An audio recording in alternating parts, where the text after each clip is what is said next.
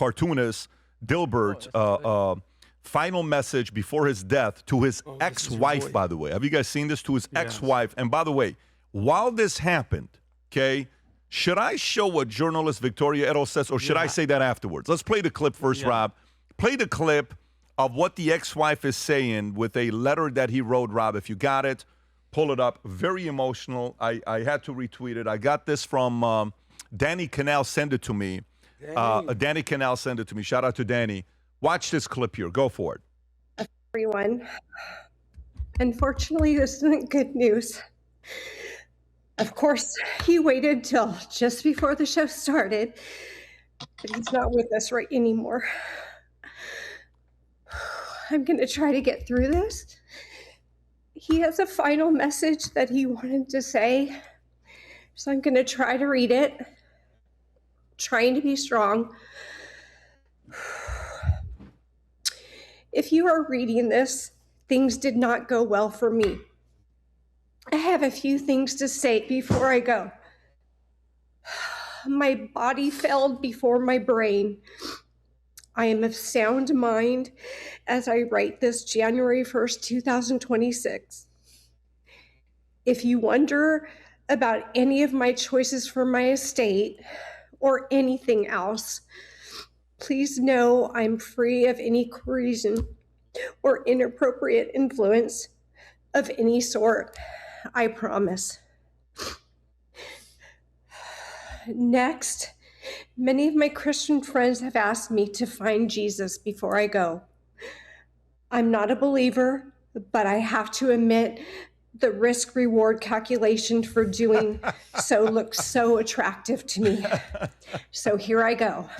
Logical guy. I accept Jesus Christ as my Lord and Savior and look forward to spending an eternity with him. The part about me not being a believer should be quite quickly resolved if I wake up in heaven. I won't need any more convincing than that. I hope I'm still qualified for entry. With your permission, I'd like to explain my life. For the first part of my life, I was focused on making myself a worthy husband and parent as a way to find meaning. That worked. But marriages don't always last forever. You can pause it right there. You can pause it right there. And it goes on. It's a 6-minute clip. If you haven't seen it, I recommend you watching it. So in the letter, he accepts Jesus Christ. His ex-wife is reading it. Very sentimental. And then you get this story. Journalist Victoria Edel faces backlash over Scott Adams' obituary, disgraceful hit piece. Scott Adams, disgraced Dilbert creator, dies at 68 years old. Okay, Vinnie, I'm going to come to you with this story because I know you got a lot of thoughts on this. Yeah. How do you react to this, Vinnie? Well, I mean, God rest his soul. I think, a couple people saw I'm saying that when she read the letter, very emotional. If you weren't really paying attention, you would see, this was somebody, and I knew me and you were going to get into this conversation. So Adam, this is his last letter as he's dying, and he's saying, and I'll read it quick. Next, many of my Christian friends have asked me to find Jesus before I go. I'm not a believer, but I have to admit the risk-reward calculation for doing so looks attractive, so here I go. I accept Jesus Christ as my Lord and Savior, and I look forward to spending my eternity with him. The part about me not being a believer should be quickly resolved. If I wake up in heaven, I won't need any more convincing than that. I hope I'm still qualified for entry. As funny and as cool as it seems, it's kind of making a mockery of Christianity. Because when we talked about Adam, you always ask the question, Vinnie, you mean a person could be a murderer and at the last moment he says, I'm sorry, and he goes to heaven? The same thing with the murderer that was on the cross with Jesus, but one of them actually asked for forgiveness and was truly meant it, and Jesus said that you're going to be with me in paradise. This to me is like a last-ditch effort. Well, if it's true, then let's do it. I hope to God, Adam, that after this funny moment that he had, he really did have a moment where he seriously stopped and said Jesus, or somebody spoke to him, a pastor, a priest, and actually gave it to him. And actually he was honest, because this right here is what you talk about, that insurance policy. Oh, I'm going to die. Well, all right, I believe in Jesus. That's not how it works. That's not how it works in this situation. I will, however, Patrick, there was a video that he made that hit me so hard.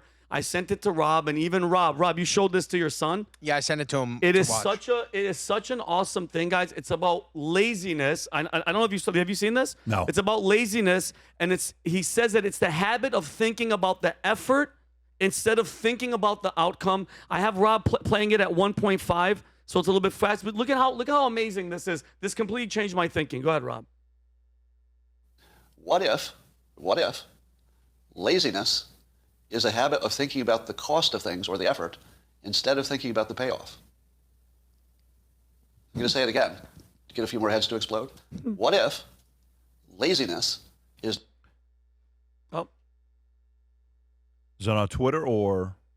If it is, it's going to keep stopping. So he says you can reverse laziness by simply developing a habit of thinking more about, like, for instance, the delicious food that you're going to eat instead of, like, the effort that it takes to do it. Like he said, like with kids, he goes, why do people have 3 or 4 kids? If people sat there and they're like, oh man, having the kid is the worst, you always hear them saying, I'm gonna have more kids, because it's you're focusing on the in between instead of what you're gonna. Is this it, Rob? The payoff? Yeah, the payoff, which is actually pretty freaking awesome. So that's a great thing that he had. Bob, you gonna play it? I think I'm we going to got say it the again. gist. Yeah. Get a few more heads to explode. What if laziness is nothing but a habit of thinking about the effort instead of thinking about the outcome? What if you could reverse laziness by simply developing a habit of thinking more about the, let's say, the delicious food that you would like to enjoy instead of how long it would take you to get up and go get it? But the real question is, if you were to test this at home and try to see if you can think more about the good outcome and less about the work, would you get it done? Why is it that people have a second child? Yep. You know, why does a woman who goes through this awful, awful childbirth have a second child?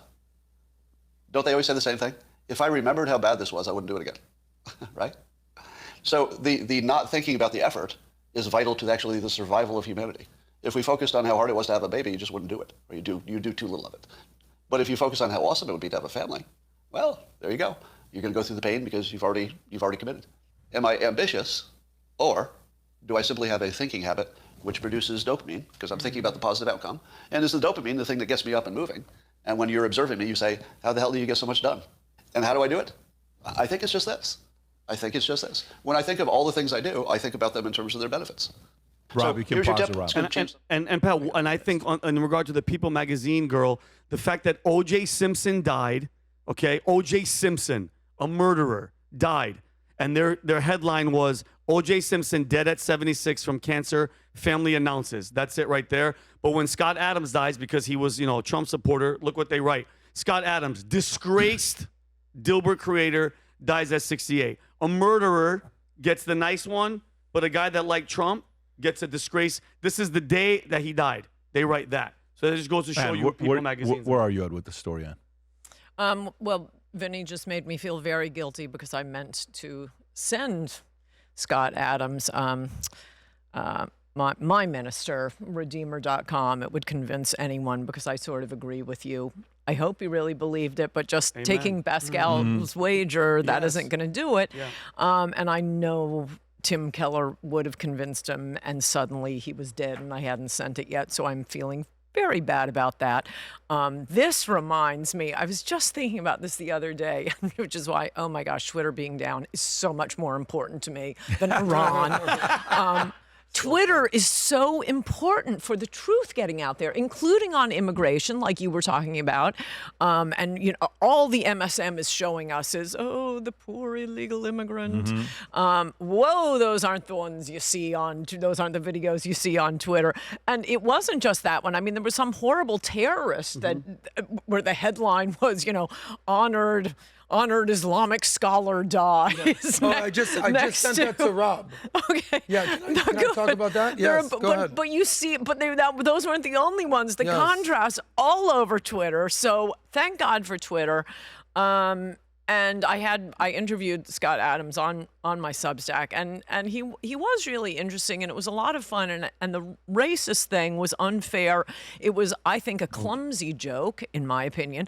But if you'll remember what it was, there was just this poll that turned out to be a BS poll saying that a majority of black people said that it's not okay to be white. So it was a BS poll, but he read it, he believed it. He says, therefore, black people are racist, and therefore we should stay the hell away from black people.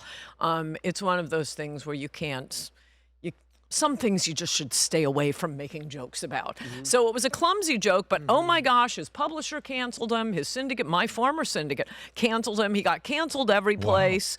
And to be putting that in the obituaries, oh, come on. Oh, here it is. There it is. Yeah. Yeah. Well, yeah, that's why you always need to check the source and say, is this a credible source, a biased source? Are they far left? Are they far right? Which one is it? So the cartoonist from Dilbert dies, and he's this bad dude and this controversial guy, but the austere leader of ISIS, Jihad al-Baghdadi, whatever his name was, what a guy. So just check your source. There it is. Abu al-Bakr al-Baghdadi, the austere religious scholar at the helm of Islamic State, dies at 48.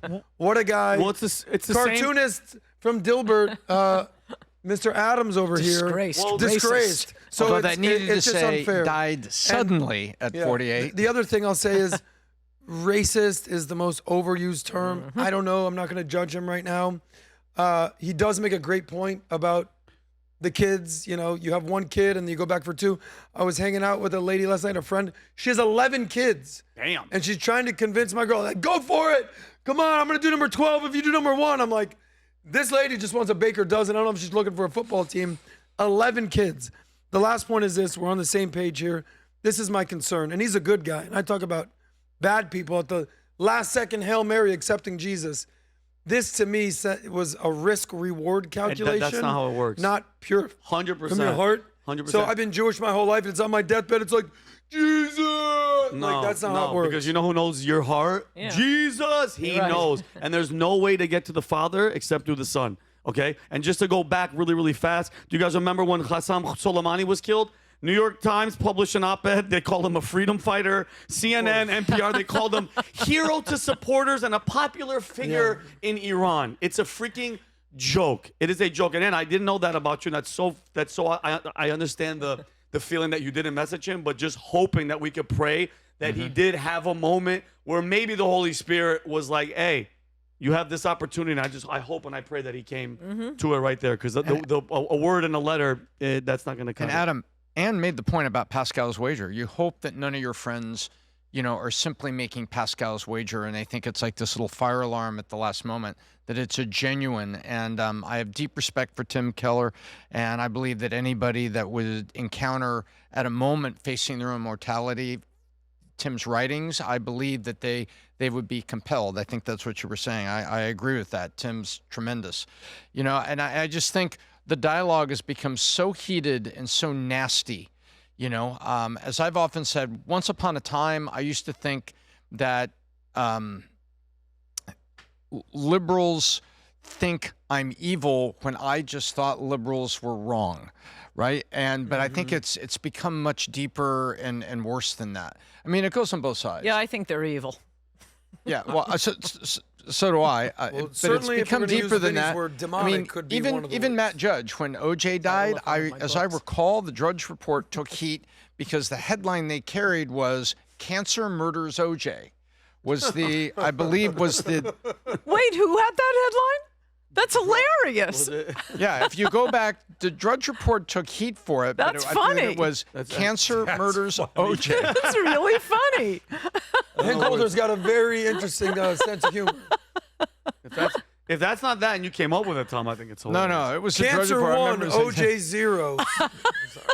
Vinny's got something special he wants to share with you guys. And when Vinny does this, it's a very, very special moment. So, Vinny, tell us what you've been working on. Thank you, Pat. So, as you guys know, I have the Faith Over Fear line, and this shirt that I'm wearing right now is our newest. Faith Over Fear was more of how you live. This shirt is on how you stand. So, in Isaiah chapter 6, verse 8, Isaiah has a vision of God in his throne, and he's asking, he wants somebody to step up to go to Israel to, call people to God. They're resisting, they're rejecting him. And God says, whom shall I send and who will go for us? And Isaiah, knowing the cost, just answers quick. He goes, here am I, send me. And there's actually a moment, Pat, in the movie Fury. Do you guys remember Shia LaBeouf? Yep. His name is Bible in the movie. John Bernthal, Brad Pitt. They're in this tank division. The tank has been destroyed. Okay, they know that they're all gonna die. They can run, they could leave, but they choose to stay there and delay the enemy from advancing. And Shia LaBeouf has that moment where he goes, "This is a righteous act, gentlemen," and he quotes the verse from Isaiah. He goes, "Here am I, send me." So it's about answering the call even when it costs everything. So that's what this shirt means today. It's speaking the word when it's unpopular and standing firm regardless of the consequences. And so the front of the shirt is Isaiah 6:8.